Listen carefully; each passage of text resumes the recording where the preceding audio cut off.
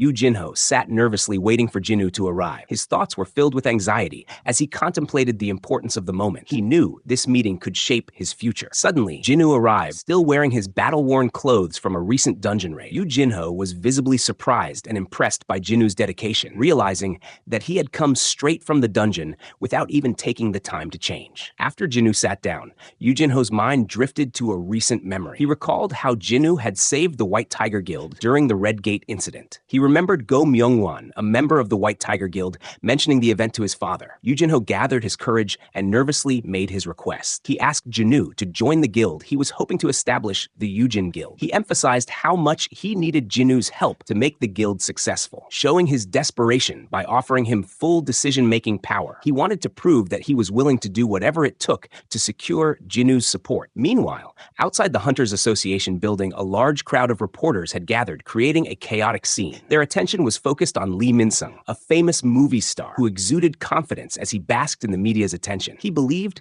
that he already possessed everything: fame, fortune, and now the potential for superhuman powers. Suddenly, the atmosphere shifted as two sleek cars pulled up in front of the building. From one car stepped Baek Yoonho, the master of the White Tiger Guild, while from the other emerged Choi Jong-in, the master of the Hunters Guild. Baek Yoonho looked around, confused by the commotion, wondering why so many reporters had gathered outside. His expression showed a mix of curiosity and annoyance as he tried to understand the situation. In contrast, Choi Jong-in remained calm and composed, his sharp gaze scanning the crowd. As the two guild masters stepped out, one of the reporters asked if they had come to recruit Lee Min-sung. Choi Jong-in dismissed the question with a calm demeanor, stating that Lee Min-sung was already under contract with the Fiend Guild. His tone made it clear that he had no interest in the celebrity hunter. Meanwhile, Baek, still puzzled by the commotion, looked at the reporters with mild irritation, wondering why they were making such a big deal out of someone who had yet to prove himself as a hunter. The conversation between the two guildmasters soon shifted to the events of the previous day. Choi brought up the Kargalgan incident, where both guilds had faced a close call during a raid. The mention of the incident changed the tone of their discussion, as both guilds had suffered significant challenges during the battle. Choi, known for his sharp tongue, made a pointed remark that immediately irritated Baek Yoonho. He commented that at least the Hunters Guild had not lost an A-rank rookie like the White Tiger Guild had. The jab struck a nerve with Baek Yoonho, whose expression hardened as he glared at Choi Jong-in, visibly angered by the provocation. Despite their bickering, both guildmasters acknowledged the critical role Jinwoo had played in both the Red Gate and Kargalgan incidents. Choi Jong-in admitted that without Jinwoo's intervention, the Hunters Guild's second-tier team would have been wiped out during the Kargalgan raid. Baek Yoonho also expressed his gratitude, recalling how Jinwoo had saved the White Tiger Guild during the Red Gate incident. The conversation between Choi Jong-in and Baek Yoonho intensifies as Choi makes a bold statement. Choi wants to recruit Jinwoo into the Hunters Guild. Baek Yoonho, not one to back down, counters Choi's statement by bringing up the White Tiger Guild's recent loss. He explains that they lost a valuable A-rank rookie during the Red Gate incident, which has left a significant gap in their ranks. Choi questions Baek's reasoning and points out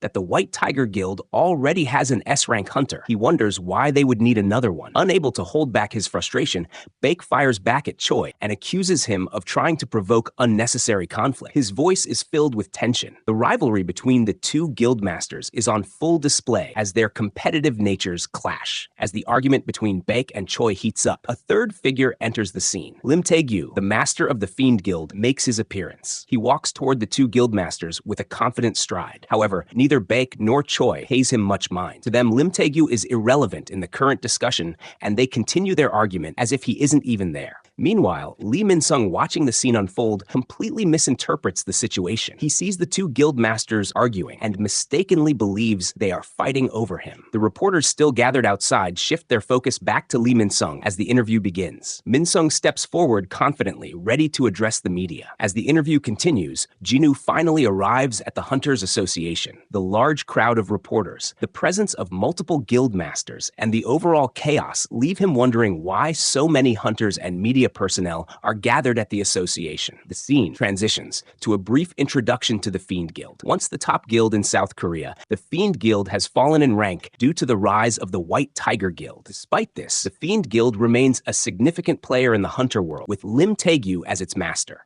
Confused, Jinwoo questions whether the crowd has already caught wind of what happened during his recent exploits. However, he quickly dismisses the thought, realizing that none of the people present seem to recognize him. Jinwoo begins to think about how he will get inside the building without drawing attention to himself. Determined to enter, he starts walking toward the entrance. As he moves through the crowd, the reporters quickly notice him and begin questioning his presence. One of them asks if he works for the Hunters Association, while another points out that he cannot simply walk past the crowd. Despite their protests, Jinwoo calmly responds that he has an appointment and continues moving forward. Just as the tension reaches its peak, a voice cuts through the commotion. The chairman of the Hunters Association steps forward and addresses the reporters. He reveals that Jinwoo is his guest and has permission to enter the building. The chairman then turns to Jinwoo and invites him to follow him inside. As Jinwoo and the chairman walk into the building, the reporters are left in a state of confusion. They begin speculating about Jinwoo's identity, wondering why the chairman personally escorted him inside. Meanwhile, Lee Min-sung, who had been enjoying the attention of the media, is visibly irritated by the sudden shift in focus. Determined to regain control of the situation, Min-sung orders his team to find out more about Jinwoo and his connection to the chairman. Despite his frustration, Min-sung tries to regain his composure and think of a way to shift the attention back to himself. He excuses himself from the press conference, stating that he needs to discuss the day's schedule with the officials inside the building. As Lee Min-sung approaches the building, he is stopped by Manager Woo, an official from the Hunters Association. Manager Woo informs Min-sung that another hunter is currently undergoing a re-evaluation. He explains that the re-evaluation will not be completed until 11 o'clock, and until then, no one is allowed entry into the building. Lee Min-sung, unable to contain his anger, begins to argue with Manager Woo. He points out that the reporters are already present and that his evaluation is scheduled for 11 o'clock. Min-sung insists that he should be allowed inside right away. Frustrated, Lee Min-sung tries to use his family's influence, reminding Manager Woo that Yujin Construction is the Hunters Association's biggest sponsor. He arrogantly declares that the association should be grateful for the money his family provides and demands to be treated with respect. Manager Woo, however, remains calm and professional. He firmly gives Min-sung a death gaze and asks if Min-sung himself can handle the consequences of his actions. The sharp response leaves Min-sung momentarily speechless, and he is forced to back down. The reporters watching the exchange begin to lose interest in Min-sung and shift their focus back to the mysterious hunter inside the building. Chairman Go speaks with Jinwoo. The chairman expresses his pleasure at meeting Jinwoo and acknowledges the incredible strength he displayed during recent events. Meanwhile, Baek Yoon-ho and Choi Jong-in are waiting nearby, eager to see if Jinwoo will be willing to join their guilds. Chairman Go Gun-hee explains to Jinwoo that before the re-evaluation begins, they will need to assess his skill set to properly categorize him into a class. When asked about his abilities, Jinwoo decides to give a small demonstration. He raises his hand and summons one of his shadow soldiers. The massive beast materializes in front of the chairman and the officials, its presence radiating overwhelming power. The room falls silent as everyone stares in awe at the summoned creature. Chairman Go Gun-hee, though impressed, asks if this is the extent of Jinwoo's abilities. Realizing that there is no point in lying, Jinwoo decides to reveal more of his abilities. He explains that he recently created a new group of shadow soldiers from high orcs. With a calm expression, Jinwoo raises his hand again, and a wave of shadow soldiers begins to emerge. One by one, the high orc shadows materialize their dark forms, filling the room. The sheer number of soldiers leaves everyone in the room stunned, their eyes wide with disbelief. Jinwoo mentions that he can summon about 100 soldiers, a revelation that leaves the officials speechless. The overwhelming display of power solidifies Jinwoo's position as a hunter far beyond the ordinary. Nearby, Baek Yoon-ho and Choi Jong-in wait patiently for their chance to speak with Jinwoo. Next, the scene shifts to Gina. Jinwoo's sister is surprised when her friend tells her that her brother is on TV. Confused, she questions why Jinwoo would be on television, as it seems completely unexpected to her. While she tries to make sense of the situation, the scene shifts to Lee Min-sung, who is holding a press conference. Min-sung dramatically announces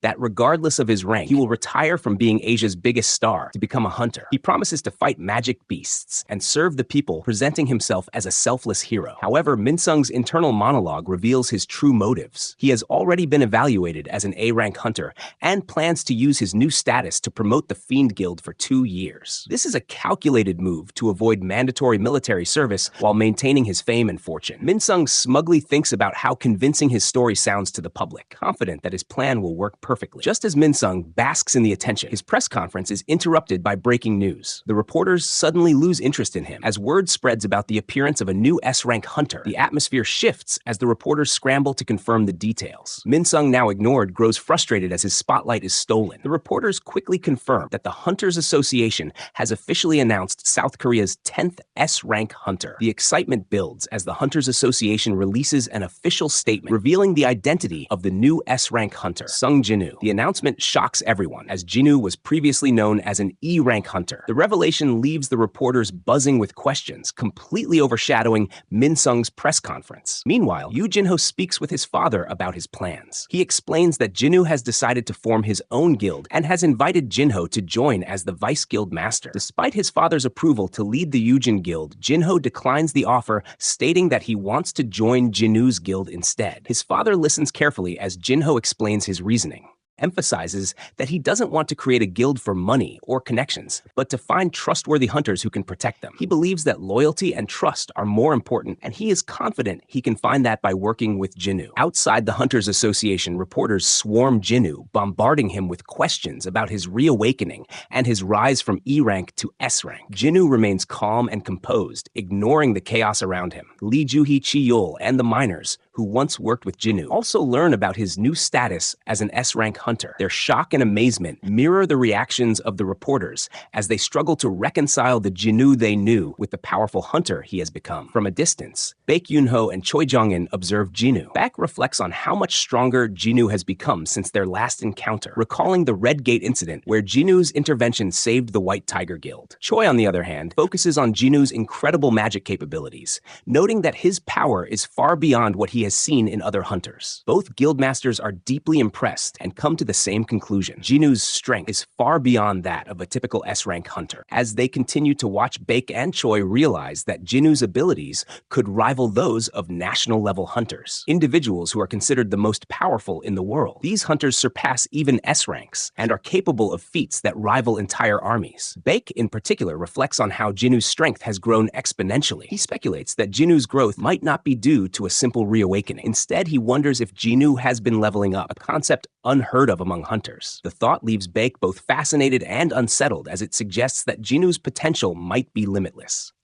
Jinwoo is seen interacting with an auctioneer who is amazed by the artifact Jinwoo has brought in, a red crystal orb with an amplification rate of 100%. The auctioneer explains that even the most renowned craftsmen can only create artifacts with a 50% amplification rate, making this item incredibly rare and valuable. He suggests putting it up for auction, but Jinwoo declines, stating that he needs to focus on clearing the demon's castle to create the holy water of life. Shifting the conversation, Jinwoo inquires about purchasing an artifact that can protect him from fire, as the flames inside the castle are a significant threat. The auctioneer explains that fire-resistant artifacts are common but expensive, which is why they are rarely sold online. He then leads Jinwoo to a display area to browse available items. As Jinwoo examines the artifacts, he notices that they are protected by a thin sheet of glass. The auctioneer assures him that the glass is imbued with mana and can withstand a full-on attack from an A-rank hunter. Jinwoo, skeptical, considers testing the glass, but decides against it when the auctioneer nervously warns that breaking it would summon elite hunters from the guild. Instead, Jinwoo shifts his focus to weapons and asks to try out a dagger. The auctioneer introduces him to a weapons specialist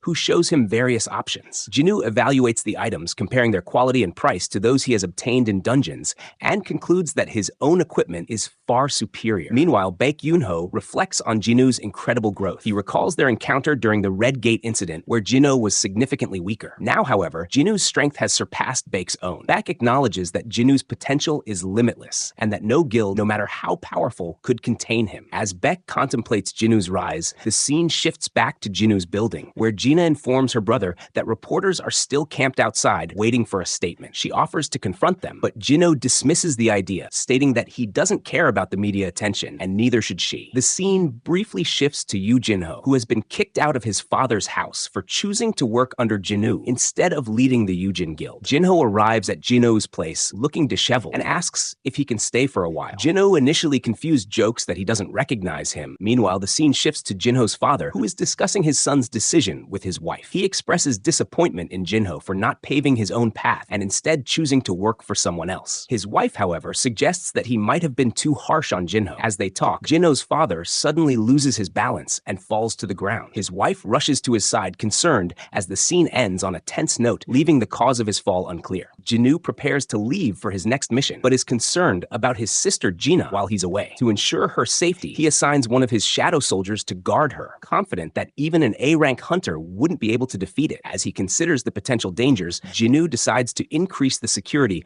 of the entire neighborhood. He commands his shadow soldiers to patrol the area as a neighborhood watch group, instructing them to remain unseen while protecting the residents. Jinwoo reflects on this as his small contribution to society, feeling satisfied with the added protection. The next morning, Yoo Jin-ho meets Jinwoo and mentions that he stayed at a motel the previous night. Jinwoo reassures him that he'll find an office space for their guild soon. Jin-ho expresses his gratitude, reflecting on how Jinwoo turned down the guild master position for him. As they talk, Jinwoo prepares for his next task and heads to Daesung Tower, where a high-difficulty dungeon awaits. He equips himself with new items, including a wind robe and a water magic-imbued ring to protect himself from the dungeon's combustive flames. Inside the dungeon, Jinwoo receives a new quest to defeat the Demon King Baron, who resides on the top floor of the demon's castle. The quest rewards include a top-tier runestone bonus stats and an undisclosed reward. Intrigued by the runestone, which grants a job-specific skill, Jinwoo recalls the remarkable skills he has already acquired, such as shadow extraction and Monarch's domain. He looks forward to unlocking this new ability as he begins his climb through the castle. As Jinwoo progresses, he defeats several top-ranking demons and demon lords, earning significant experience points. His strength and efficiency in battle are evident as he quickly eliminates his enemies. Despite the challenges, Jinwoo remains focused, determined to reach the top floor and face the Demon King. He reflects on the power of the Orb of Avarice, which amplifies his abilities, and considers how it has enhanced his shadow soldier's strength. Meanwhile, Yoo Myung-han, Jinho's father, is seen discussing his health with a doctor. The doctor explains that Myung-han's symptoms are consistent with eternal slumber, a condition linked to mana intolerance. The disease, which emerged after the appearance of Gates, causes patients to experience constant drowsiness and eventually lose consciousness permanently. The doctor warns Myung-han to avoid prolonged exposure to mana, including essence stones, mana crystals, and hunters. Myung-han, a powerful and prideful man, struggles to accept that he has become a victim of natural selection in a world increasingly dominated by mana.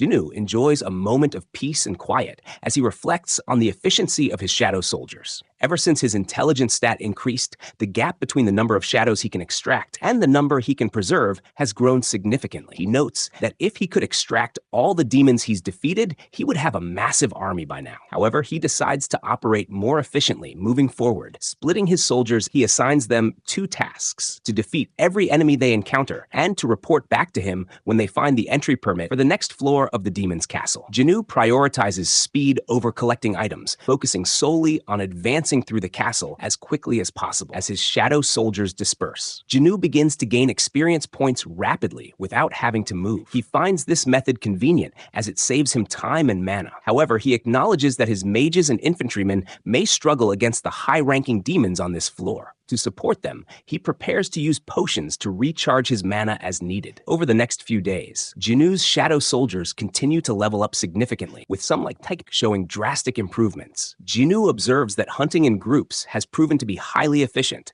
allowing him to progress through the castle faster than expected. Despite the progress, Jinwoo notices something unusual. After spending 2 days on the 80th floor, the entry permit still hasn't appeared. He suspects that stronger demons may be lurking nearby. Suddenly, he feels his mana being drained at an alarming rate. His shadow soldiers are being relentlessly destroyed by a powerful enemy, forcing Jinwoo to call them back. He realizes that the demons on this floor are not only strong, but also intelligent, capable of identifying and exploiting his soldiers' weaknesses. They deliberately target the high orcs in Team A, bypassing Tusk's team, which they likely deemed too strong to defeat. Jinwoo concludes that the demons are strategically picking their battles, which makes them far more dangerous than the typical enemies he's faced. As he prepares to confront this new challenge, he encounters a group led by a demon noble and 3 demon knights. The battle intensifies as Jinwoo's shadow beasts struggle to hold their ground. Despite the difficulty, Jinwoo defeats the demon knights, gaining significant experience points. As the fight continues, Jinwoo begins to wonder if monsters are capable of feeling fear. By the end of the encounter, he finds his answer, as the remaining demons appear to hesitate in the face of his overwhelming power.